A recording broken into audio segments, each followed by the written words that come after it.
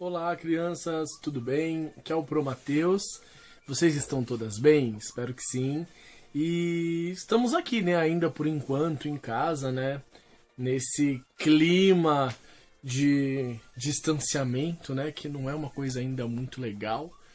Mas espero que todos vocês estejam bem. Eu estou morrendo de saudade de vocês.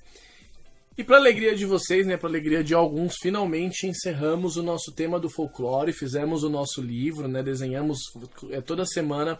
O Pro trouxe para vocês 3 a 4 histórias do nosso folclore e vocês fizeram alguns desenhos favoritos, né, das histórias favoritas, e nós fizemos a capa e depois a confecção do livro com as lendas favoritas do nosso folclore.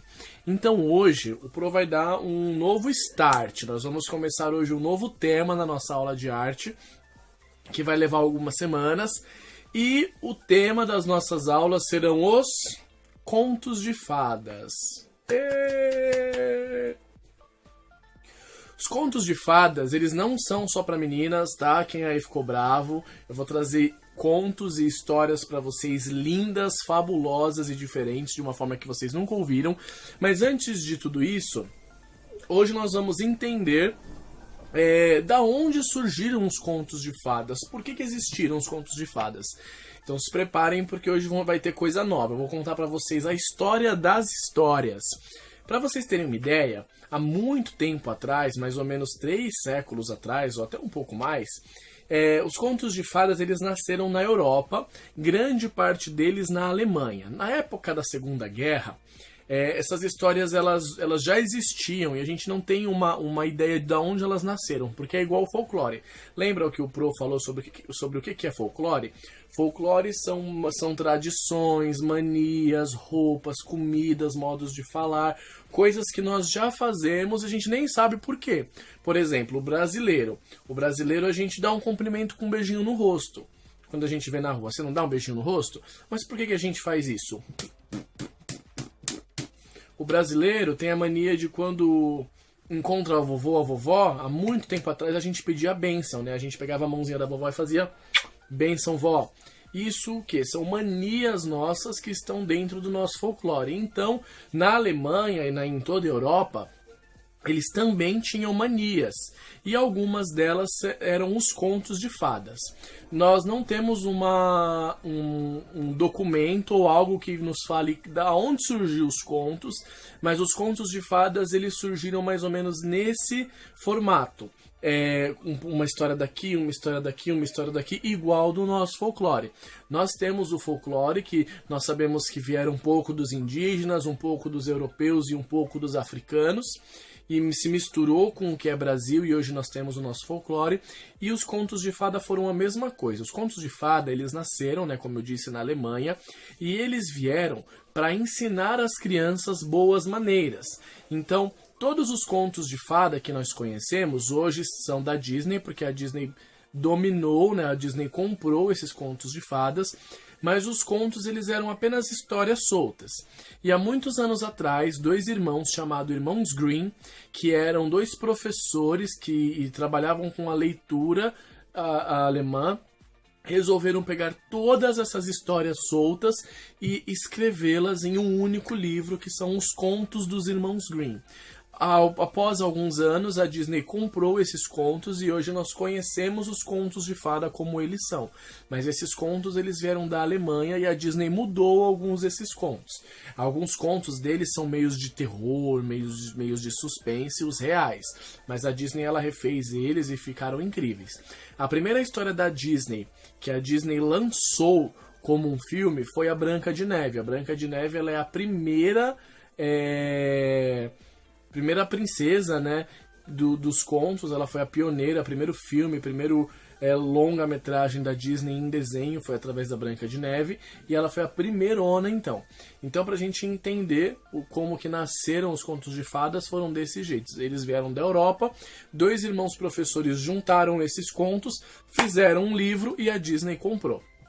Então, pra gente dar um play na nossa aula, que nós vamos falar sobre reis, princesas, fadas, e rainhas e vilões e seres mitológicos e tudo isso que os contos de fada têm para nos oferecer, nós vamos hoje iniciar a nossa aula fazendo uma coroa.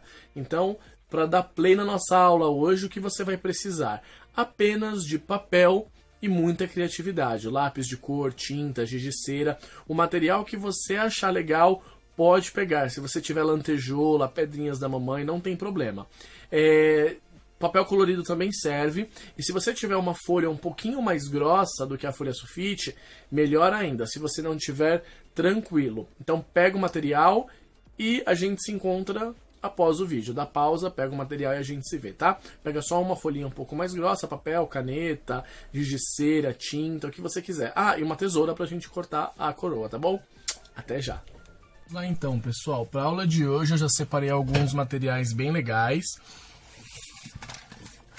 Muitos lápis de cores, lantejoula, eu tinha essas pedrinhas aqui e um papel colorido eu peguei de uma gramatura, né? Gramatura é quando a gente fala para a grossura da folha, uma gramatura um pouquinho mais grossa. Então, para começar, você vai pensar em como que vai ficar o desenho da sua coroa. Eu vou dar para vocês aqui alguns exemplos. Vocês podem fazer a sua coroa em forma de onda. Você pode fazer a sua coroa de forma pontuda, do mesmo tamanho. E você pode fazer a sua coroa menorzinha em uma parte grande. É essa que eu vou fazer. Então, vocês podem fazer do jeito que vocês quiserem, tá? A minha eu vou fazer aqui, ó. Menorzinha, vários triângulos e um grandão. Mas vocês podem fazer do jeito que vocês quiserem, tá? De coração, de bolinha.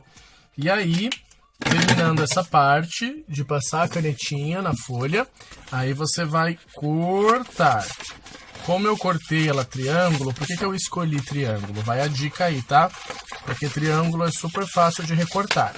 Se caso vocês tiverem muita dificuldade para recortar, aí você pode chamar seu irmão mais velho, papai, a mamãe, a vovó, qualquer responsável que esteja com vocês em casa, que vai ajudar vocês no recorte, tá bom? Mas fica tranquilo, se a mamãe te der uma tesoura sem ponta, vai cortando do seu jeito mesmo, não precisa ficar com medo, tá? O importante é que você tente e faça a sua coroa o mais sozinho possível. Então aqui eu já tenho, ó, o nosso desenho da coroa. Aí agora vai ficar liberado para vocês preencherem o desenho de vocês com o material que vocês quiserem.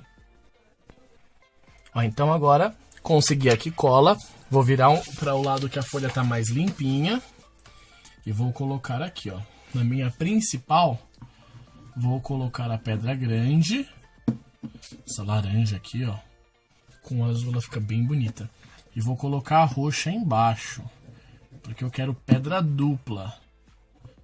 E aí, eu tenho um pouquinho de lantejoula, eu tenho aqui duas, olha, que legal, vou pôr duas assim.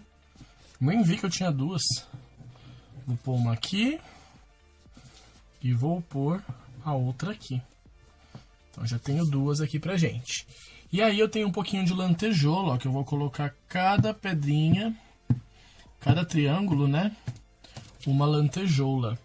Eu tenho lantejoula azul e preta. E se vocês tiverem lantejoula, pode ser. Senão vocês podem pintar alguns quadradinhos.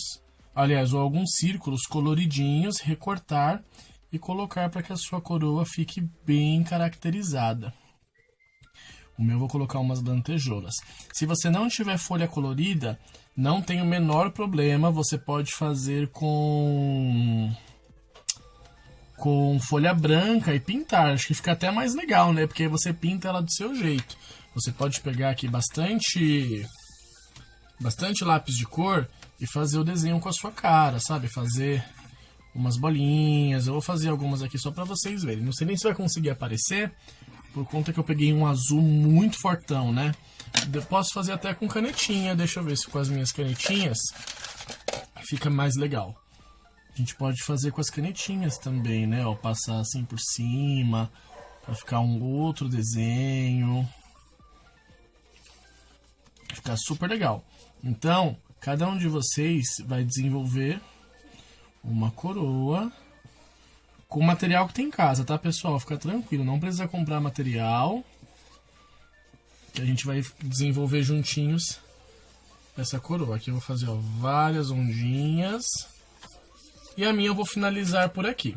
Terminando, você vai medir ela com a sua cabeça e ser um bom rei, uma boa rainha, um bom príncipe, uma boa princesa em casa e se preparar para as nossas histórias. Então guarde sempre essa coroa, porque ela vai ser, né, o resultado do seu reinado. Para quando nós ouvirmos as próximas histórias das princesas, das rainhas, dos reis e dos príncipes, você já saiba exatamente como é ser um. Então a gente se encontra na próxima aula, tá bom, pessoal? Um beijo! Ah, vocês pensaram que eu ia terminar a aula sem mostrar como é que ficou minha coroa? Olha que legal! Então, façam as coroas de vocês e agora sim a gente se encontra na próxima aula. Beijo!